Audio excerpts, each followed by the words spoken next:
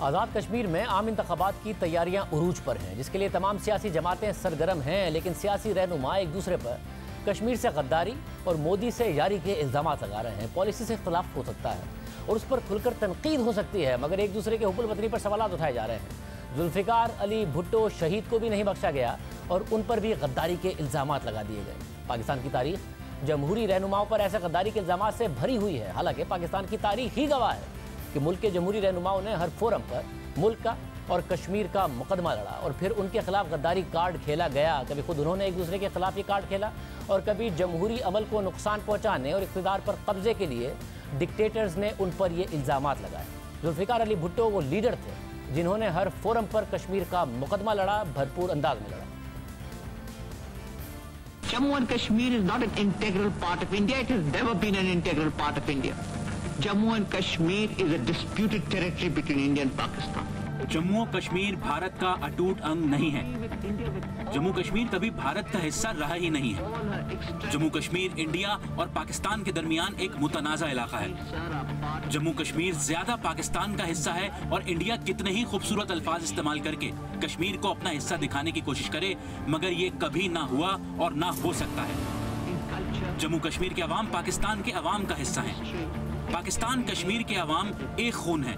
ہمارا جغرافیہ، ہماری ثقافت، ہماری تاریخ، یہاں تک کہ ہر طرح پاکستان اور کشمیر کے عوام ایک ہیں۔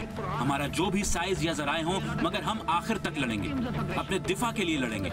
We believe more than ever before that justice is bound to prevail. That the people of Jammu and Kashmir, 5 million people, sir, must have a right to decide their own future. ہم اپنی عزت کے لیے لڑیں گے، جارحیت کرنے والے نہیں بلکہ جارحیت کے شکار ہیں۔ ایمان ہے اور پہلے سے زیادہ پختہ ایمان ہے کہ انصاف کا بول بالا ہو کر رہے گا۔ جموں و کشمیر کے 50 لاکھ لوگوں کو مستقبل کے فیصلے کرنے کا حق حاصل ہونا چاہیے۔ ان سے حق کیوں چھینا جا رہا ہے؟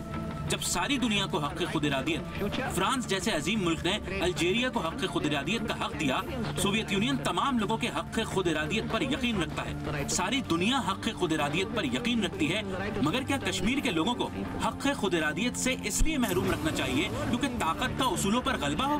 مگر یاد رکھیں کہ طاقت کبھی بھی اصولوں پر غلبہ حاصل نہیں کر سکتی۔ Power must prevail over principle. Power shall never prevail over principle.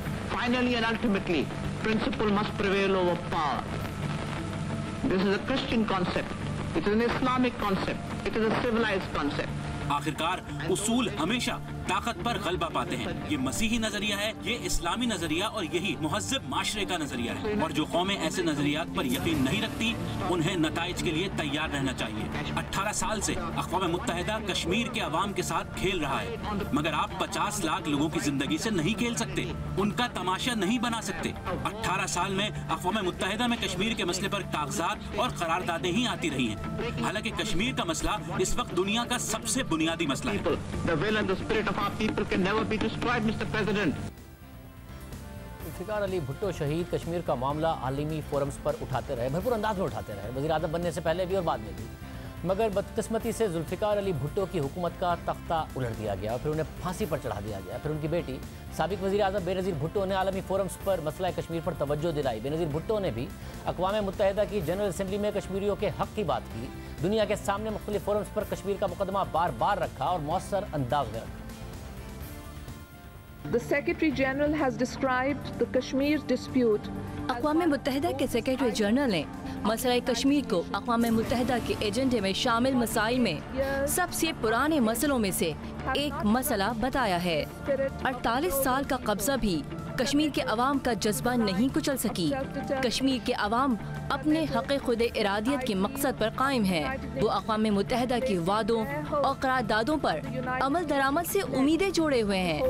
آپ لوگ اپنے دلوں اور اپنے دماغ کو کشمیر کے عوام پر گزرنے والے عذاب سے بند نہیں کر سکتے۔ To the torment of Kashmir. مقبوض Kashmir میں بھارتی فوج کی بڑی تعداد میں موجودگی، لائن آف کنٹرول کی خلاف ورزی اور سرحد پر فوج کی تعداد میں اضافہ خطے میں امن اور سیکیورٹی کے لیے ایک براہ راست خطرہ ہے۔ دنیا خود کو ایک بنیاد پرست ہندو انڈیا کے ابھرنے سے لا تعلق نہیں رکھ سکتی۔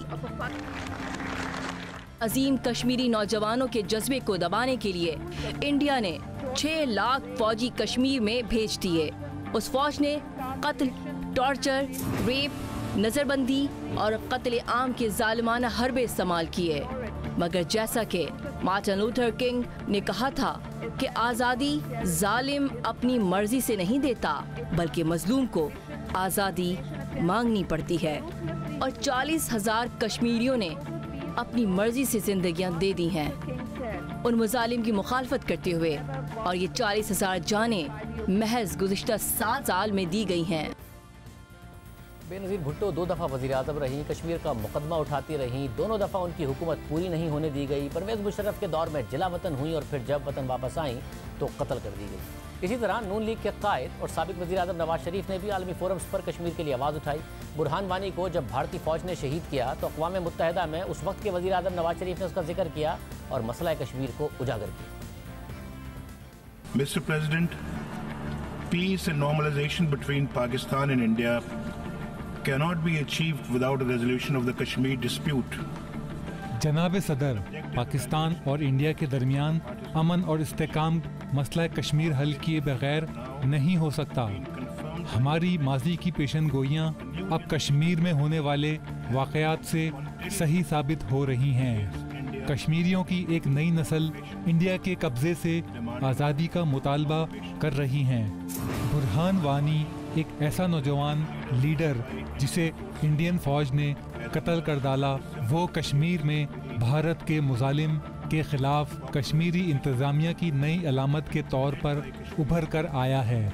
ایک مقبول اور پرامن کشمیری تحریک جس کی سربراہی خود کشمیری کر رہے ہیں، جس میں جوان اور بوڑھے، مرد اور عورتیں شامل ہیں، اور ان کا اسلحہ محض ان کے مقصد کے سچ ہونے میں ان کا نہ ختم ہونے والا ایمان ہے، اور ان کے دلوں میں آزادی کی بھوک ہے۔ مرد، عورتیں اور بچے روزانہ بڑی تعداد میں کرفیو کے باوجود اپنے مطالبات کے حق میں باہر نکلتے ہیں۔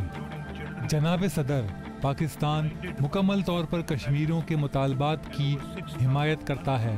پاکستان کشمیر کے عوام کے حق کے خود ارادیت کے اس مطالبے کی حمایت کرتا ہے، جس کا وعدہ خود اقوام متحدہ نے سیکورٹی کونسل کی قراردادوں کے ذریعے کیا ہے۔ نواز شریف 90 کی دہائی میں بھی جب وزیر اعظم بنے تو بھارت کے ساتھ تعلقات بہتر کرنا، مسئلہ کشمیر حل کرنا ان کی ترجیح رہا۔ اپنے دوسرے دور میں تو بھارتی وزیر اعظم واجپئی کے ساتھ مسائل کے پرامن حل کے لیے بہت آگے بڑھ گئے۔ واجپئی خود پاکستان آئے تھے مگر پھر کارگل جنگ ہو گئی اور اس کے بعد نواز شریف کا تختہ الٹ دیا گیا۔ نواز شریف بھی 3 دفعہ وزیر اعظم رہے، کبھی اپنی مدت مکمل نہیں کر سکے۔ تیسری دفعہ انہیں سپریم کورٹ نے نااہل قرار دیا، وزیر اعظم تھے، پھر جیل میں قیدی بن گئے۔ اس کے بعد تحریک انصاف کی حکومت میں بھی مسئلہ کشمیر پر بات کی گئی۔ وزیر اعظم عمران خان نے اقوام متحدہ کی جنرل اسمبلی میں اپنے پہلے خطاب میں کشمیر کا مسئلہ بھرپور انداز میں اٹھایا اور بہت ہی مؤثر تقریر کی۔ What is the world community going to do? Is it going to appease a market of 1.2 billion, or is it going to stand up for justice and humanity? کیا دنیا 1 ارب 20 کروڑ لوگوں کی مارکیٹ کو خوش کرے گی یا انصاف اور انسانیت کے لیے کھڑی ہوگی؟ آپ وہ ادارہ ہیں جس نے کشمیریوں سے خود مختاری کا وعدہ کیا تھا۔ خود مختاری کی وجہ سے وہ عذاب سے گزر رہے ہیں، اور یہی وقت ہے، یہ خوش کرنے کا وقت نہیں جیسا 1939 میں پہلی جنگ عظیم سے پہلے ہٹلر کو خوش کیا گیا تھا۔ یہ ایکشن لینے کا وقت ہے۔ ایکشن یہ ہونا چاہیے کہ بھارت غیر انسانی کرفیو کشمیر سے ہٹائے جو 55 دن سے جاری ہے۔ اس لیے میں یہاں آیا ہوں، آپ کو خبردار کر رہا ہوں۔ میں اقوام متحدہ کو بتانے آیا ہوں کہ آپ کو کچھ کرنا ہوگا۔ یہ آپ کے لیے ایک امتحان ہے۔ بھارت کو تمام سیاسی قیدیوں کو رہا کرنا ہوگا، خاص کر 13,000 لڑکوں کو جنہیں اٹھایا گیا اور ان کے والدین کو پتہ نہیں کہ وہ کہاں ہیں، اور پھر بین الاقوامی برادری کو کشمیریوں کو ان کی خود مختاری دینی ہوگی۔ It must free all political prisoners, and especially those 13,000 boys that have been picked up. Parents don't know where they've disappeared. جناب صدر، نسلی برتری کے احساس سے تکبر آ جاتا ہے۔ یہ تکبر ہی جو لوگوں سے ظالمانہ کام کرواتا ہے، اور جو کچھ نریندر مودی کر رہے ہیں وہ نسلی برتری کے احساس کا تکبر ہی ہے جس نے انہیں اندھا کر دیا ہے۔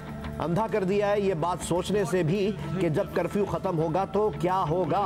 क्या उन्होंने इस बारे में सोचा है या फिर बगैर सोचे ये सब कर दिया? वो करेंगे क्या जब कर्फ्यू हटेगा? तो क्या उन्हें लगता है कि कश्मीरी अवाम आराम से बात तस्लीम कर लेंगे कि आईन में तब्दीली करके उनका स्टेटस बदल दिया गया है? जनाब सदर, 1 लाख कश्मीरी पिछले 70 सालों से शहीद हो चुके हैं क्योंकि उन्हें वो हक के खुद इरादियत नहीं दिया जिसका अक़वाम मुत्तहिदा ने उनसे वादा किया। 1 लाख लोग शहीद हुए और 11,000 ख़वातीन का रेप किया गया। खुद अक़वाम मुत्तहिदा की इंसानी हुकूक की 2 रिपोर्ट्स उस पर मौजूद हैं। हर जमहूरी रहनुमा ने कश्मीर का मुकदमा लड़ा है, एक दूसरे की पॉलिसी पर तनकीद करे मगर गद्दारी के फतवे ना बांटें, हुब्बुल वतनी पर सवाल उठाकर फिर मुल्क को और जमहूरियत को पीछे ना धकेलें।